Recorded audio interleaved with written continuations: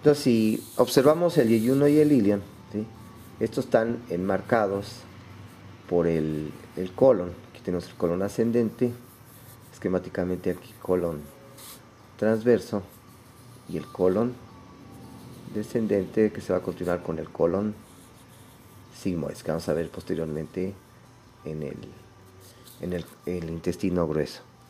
Entonces aquí tendríamos las asas de yeyuno e ilion, que se fijan a la raíz del mesenterio, que ya habíamos mencionado que se extiende desde la cara lateral izquierda del L2 hasta la articulación sacroiliaca derecha, ¿sí?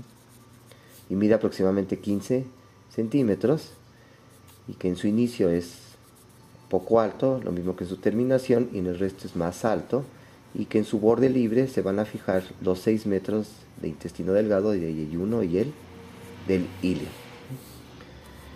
Entonces queda aquí en la región umbilical o la región del mesogastrio. Se extiende desde la flexura duodeno-yeyunal y va a terminar en la unión de ilio-cecal. Entonces aquí estaría la terminación en el ciego, ¿sí? Donde termina el ilion uniéndose con el ciego.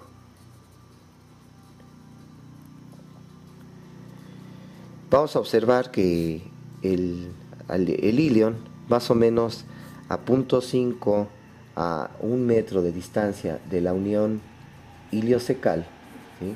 El ilion va a presentar un pequeño vestigio embrionario que es resto del conducto ónfalo mesentérico. Es un pequeño divertículo, ¿sí? Un pequeño saquito que está presente en el 2 a 3% de la población. Es un pequeño divertículo que llega a medir 5 centímetros, que es el divertículo ilial. Este divertículo ilial tiene importancia cuando da sintomatología, que puede ser sangrado, porque llega a tener características de la mucosa gástrica o también tejido pancreático, y puede provocar sangrado. Y también puede provocar una perforación intestinal o bien una oclusión intestinal. Entonces es el divertículo ilial, o también denominado divertículo de Meckel. Entonces este tiene importancia cuando da sintomatología de sangrado, oclusión intestinal o perforación. Y más o menos decíamos que se encuentra de la unión iliocecal de medio metro hasta 1 metro de distancia, y se encuentra en el borde libre del ilio. Ya decíamos que aquí en la raíz del mesenterio se encuentra las ramas, la arteria mesentérica superior, que da las ramas yeyunales e iliales, que posteriormente describiremos en la circulación de la irrigación en forma integral de todo el tubo digestivo. Si vemos la estructura, la histología del yeyuno y del ilion, así como también del duodeno, vemos que tiene una mucosa. Esta mucosa del intestino delgado tiene la característica que si le abrimos la mucosa, esta mucosa presenta unos pliegues, ¿sí? Que son unos pliegues, ¿sí?, semilunares, que antes llamaban las válvulas coniventes, y que abarcan más o menos 2/3 de la luz, ¿sí?, del intestino delgado, ¿sí? Entonces, en un corte presenta unos pliegues así transversales, a veces en forma espiral, que cuando se distiende las asas de intestino delgado, en una radiografía dan el signo de pila de monedas, que es la presencia de estos pliegues, ¿sí?, semilunares, antes llamadas válvulas, válvulas coniventes, ¿sí? Dentro de esta estructura, si hacemos un corte en sentido longitudinal del intestino delgado, veríamos entonces estos pliegues. Y si vemos al microscopio estos pliegues semilunares, observamos que estos pliegues, si los vemos al microscopio, presentan pequeñas vellosidades. Entonces, dentro de estos pliegues hay otras pequeñas vellosidades, que son las vellosidades intestinales en la mucosa del intestino delgado. Si vemos esta vellosidad, vemos que esta vellosidad está cubierta por su epitelio, que es un epitelio cilíndrico, y que estas células cilíndricas que forman el epitelio de la mucosa del intestino presentan pequeñas microvellosidades. Entonces, todos estos pliegues semilunares con las vellosidades, más estas pequeñas expansiones del citoplasma, del epitelio de las células intestinales, que son las microvellosidades, están incrementando en gran medida la superficie total de absorción del intestino. Entonces, estas serían las características de la vellosidad que presenta las microvellosidades, y que en el centro se presenta un conducto linfático central. También hay capilares, y estos conductos linfáticos centrales van a desembocar aquí a los conductos, ¿sí?, linfáticos, ¿sí?, que a lo que también se llama el conducto. Este capilar linfático se inicia en forma de un dedo de guante o de ensalle, que es fenestrado, ¿sí?, que es el vaso quilífero, ¿sí? Y también acá, de la base de este epitelio, de la vellosidad, se extiende la muscular de la mucosa, la musculares mucosae, ¿sí? Entonces, la característica de una vellosidad intestinal. Por abajo de la vellosidad tenemos la submucosa, que es tejido conectivo laxo, que tiene un plexo nervioso, así como describíamos en el estómago. Plexo submucoso con fibras simpáticas y parasimpáticas. ¿Sí? Las parasimpáticas del vago, que estimulan las secreciones intestinales. Ahora, entre las vellosidades tenemos unas pequeñas invaginaciones, unas pequeñas criptas, que son las glándulas intestinales. Entonces, entre las vellosidades se encuentran las glándulas intestinales, que van a producir gran cantidad de moco y también de enzimas para la digestión, enzimas proteolíticas, ¿sí?, para la digestión. Entonces, tenemos las vellosidades, entre las vellosidades unas criptas, que son las glándulas intestinales. Por abajo de la submucosa tenemos la capa muscular, y esta capa muscular se dispone en fibras circulares, que son profundas, y fibras longitudinales, que son superficiales.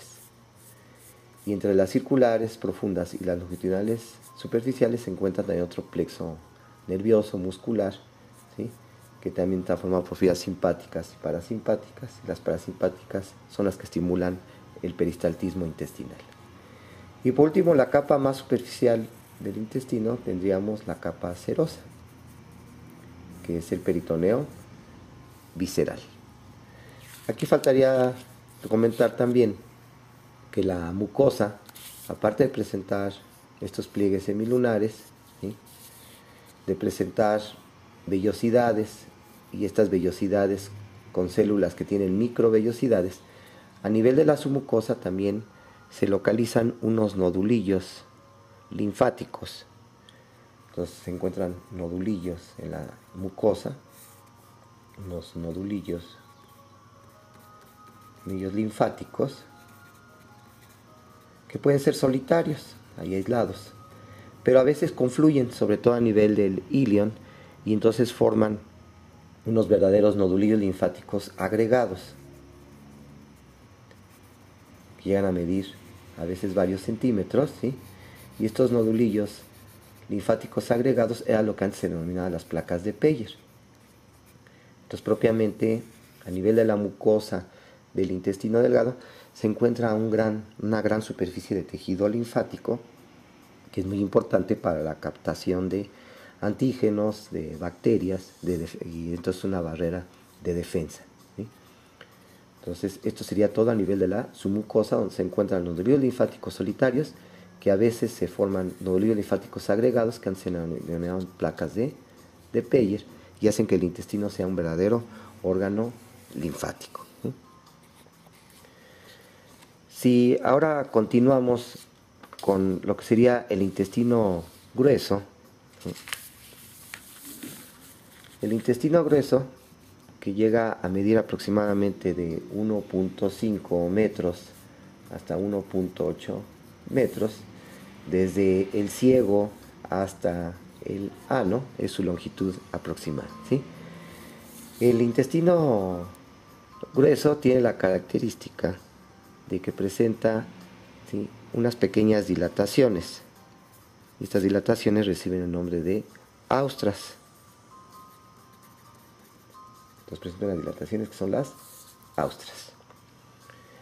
Y también presenta, ¿sí?, unas cintillas que son las tenias, que son 3 tenias, ¿sí?, una anterior y 2 posteriores, ¿sí?, y que estas tenias están ausentes en lo que sería el recto y canal anal, lo mismo que en el apéndice vermiforme, pero el colon, en el ciego, colon ascendente, transverso, colon descendente y colon sigmoides, están presentes estas tres tenias, que es lo que se considera una tenia libre, una tenia omental, que es donde se va a fijar el aumento mayor en el colon transverso, y la tenia donde se va a fijar el meso, que es la tenia mesocólica, que también está en el colon transverso. Lo mismo que en el colon sigmoides. Entonces, una tenia libre, la tenia mesocólica y la tenia omental, ¿sí?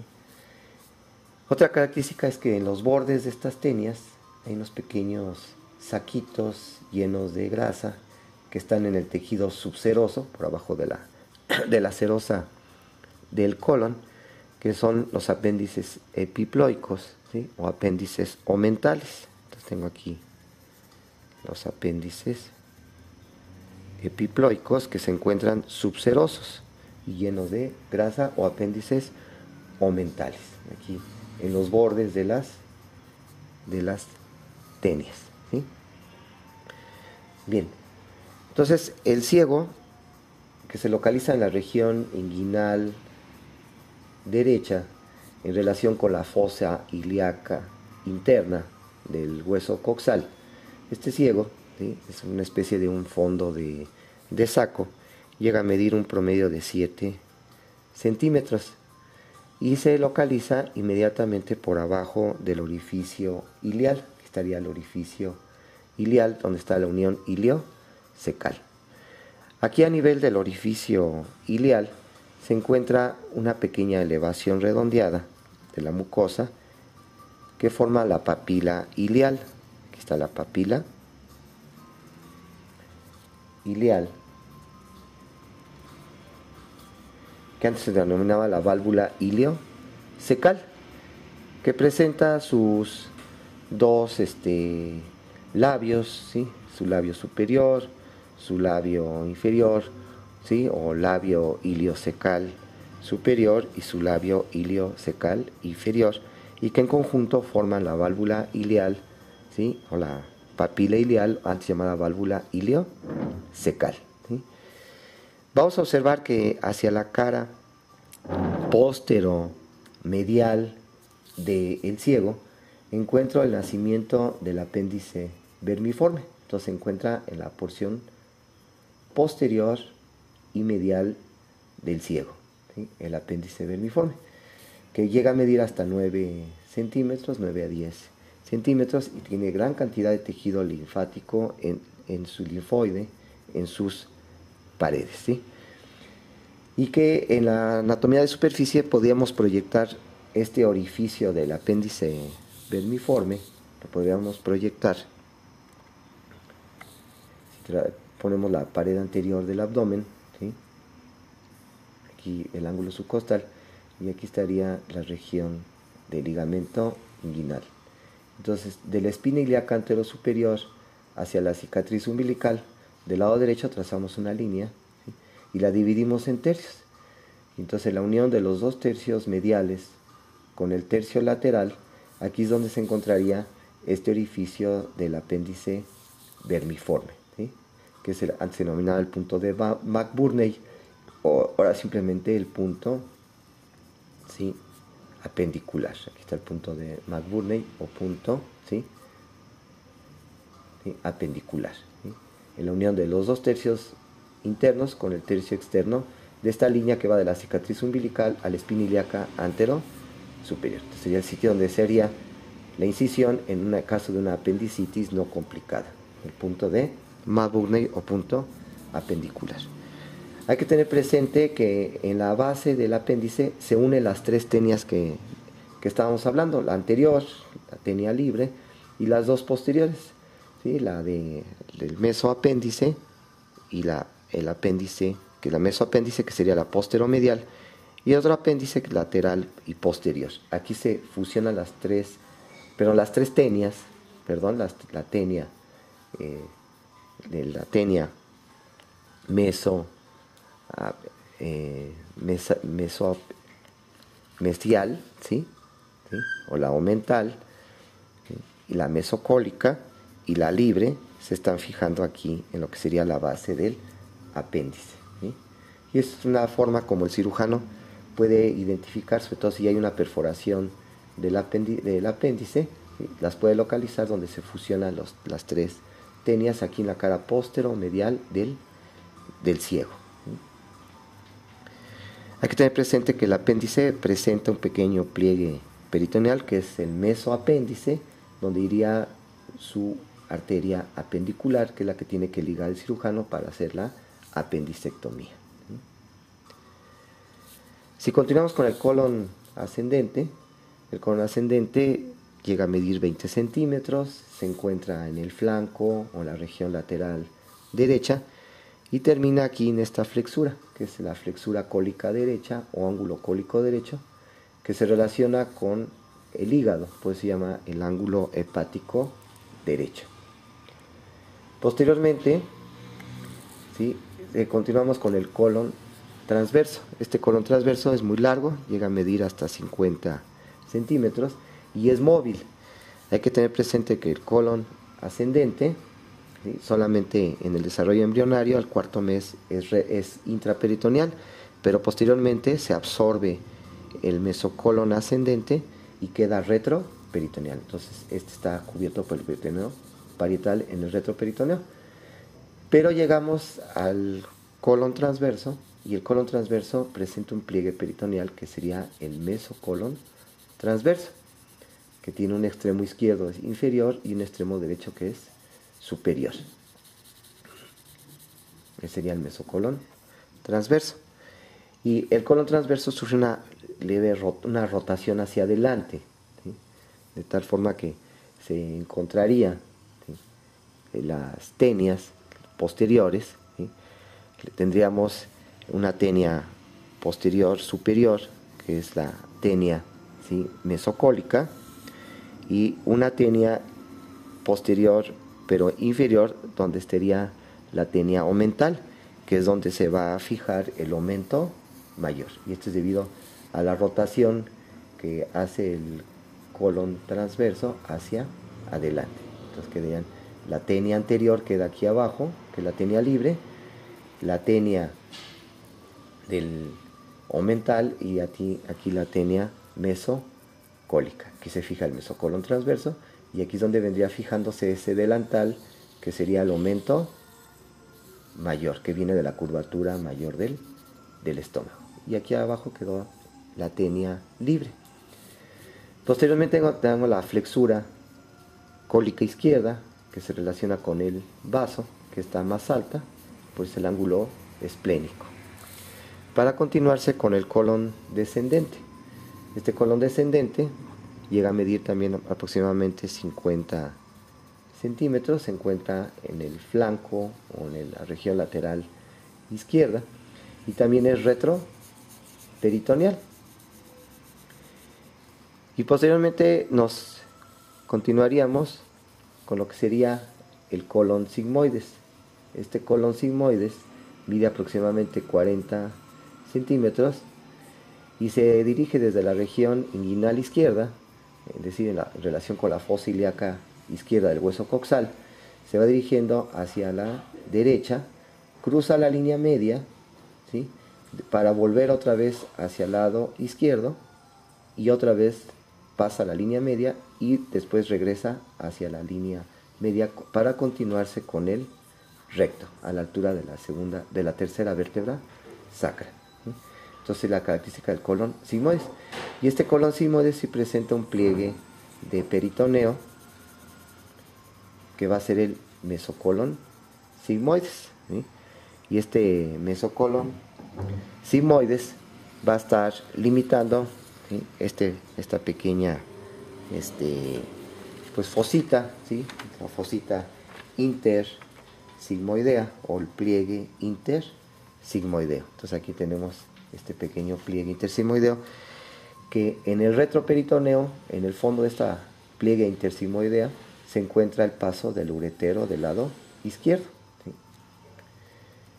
Por último, ya cuando el colon sigmoides se une al recto, propiamente desaparecen estas dilataciones que decíamos, las austras, y también desaparecen las tenias.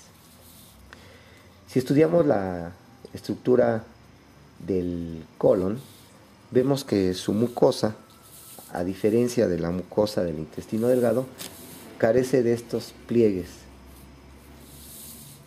semilunares o semicirculares.